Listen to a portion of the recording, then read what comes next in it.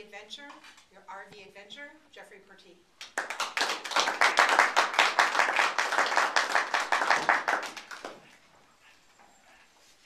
Have you ever planned an adventure? Have you looked forward to that adventure? And when that adventure came, it turned out not quite what you anticipated. The year was 2007. After a year's research, I found the perfect RV for me. A brand new Lance pickup truck camper that fit perfectly on my 3/4-ton Ford pickup. 3 days before Thanksgiving week began, I picked up my brand new RV for a shakedown cruise of a lifetime. The whole Thanksgiving week lay before me as I was going to test it. But I had 3 days before the adventure began. 3 days where I drove around, got familiar with my RV, learned what it was like to drive a truck with 3,000 pounds on the back and 11 feet high. After 3 days, I pretty much thought I was an expert. Off I go. Saturday, Thanksgiving week. I'm heading down Washoe Valley. Now, if you've ever driven through Washoe Valley, you probably know we have something called a wind event. You can tell when you're having a wind event because there's a big flashing sign when you approach that says, high-profile vehicles exit here. High winds, danger. Well, I'm just driving my new pickup camper. And by the way, did I mention I'm an expert? I knew that sign didn't apply to me. That applied to those big rigs that were pulling off. Off I go down the road in my 11-foot-high walking, driving billboard.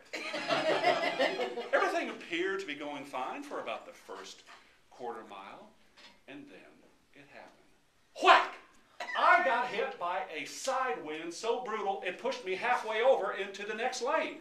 I have this vivid memory as I'm fighting this wheel, glancing over at the car and this child in the back seat going, which was mirrored by my equally excited. I was amazed. You know what's interesting? I have a 3/4-ton pickup that weighs 6,000 pounds. I'm driving a vehicle that weighs 10,500 pounds with my camper, but I learned something. When you are 11 feet tall, all that weight doesn't matter. You get blown around as if you're driving a sail down the road. So when you embark on your RV adventure, let me encourage you, when you see those high wind signs, they apply to you.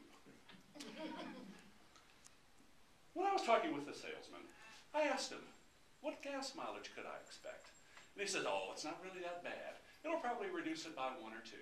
Well, I had a big V8 pickup truck that got 14 to 15 on the highway. I'm thinking, oh, it'll be down to 12, 13. I'm taking advantage of the downhill from here as I work my way down to the desert, and my first gas mileage reading is 12. Not bad, about what I expect. My next gas mileage reading is 10 and a half. Here's the problem. I'm still going all downhill. I get to Lone Pine, where it's flat in the desert part of the country, and I get hit with a brutal headwind. If you've ever driven that part of the country, often you have these just horrific headwinds that come off the desert. When I get to my next stop, I am at 8.5 miles per gallon.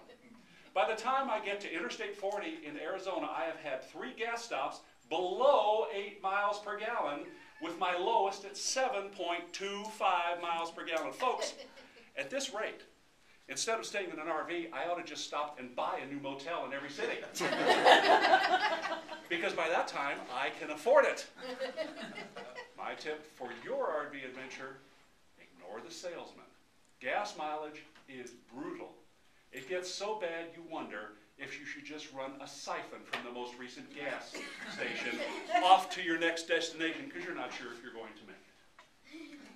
When I picked up my RV, they give you a nice run-through. They take you through all of the features, and they give a quick overview of what we refer to as emptying the holding tank. Jeffrey, there's nothing to it. You hook this pipe up here. You put it in the hole there. You flip this switch, boom. It's like a brand new bathroom. I get to my first time where I have to empty my holding tank. I follow the instructions. I hook the pipe up to the back of the RV. I put the pipe in the holding tank.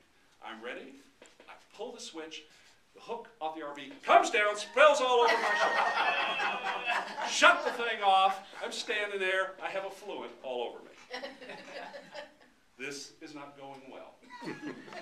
But, doesn't matter. Don't ask me why, but even though I had gloves for this, I had not put them on. Now I put them on. I put on my gloves. It's a little too late. Better late than never. On go my gloves, back up to the RV. Make sure the connections are okay. Carefully stand there. Flip the thing again. The connection holds. The connection into the ground pops up, spews of fluid all over me up to my waist. I'm standing there, and I'm thinking, I am 50 years old. I've never had a bathroom incident like this. I finally do get the holding tank dumped. And I learned something. Going to the bathroom in an RV is not the same as going to the bathroom at home. You actually have to empty it all out at some point. My tip for your RV adventure, skip it. There's a clean McDonald's restroom in every city in America. That's what I use now. I don't even turn that thing on. It's not worth the trouble. Finally, let me just say this. When you embark on your RV adventure, I impress upon you, I urge you to follow my guideline, because you just don't know where this is going to lead. Whatever you do, make sure you buy an RV with a high resale value.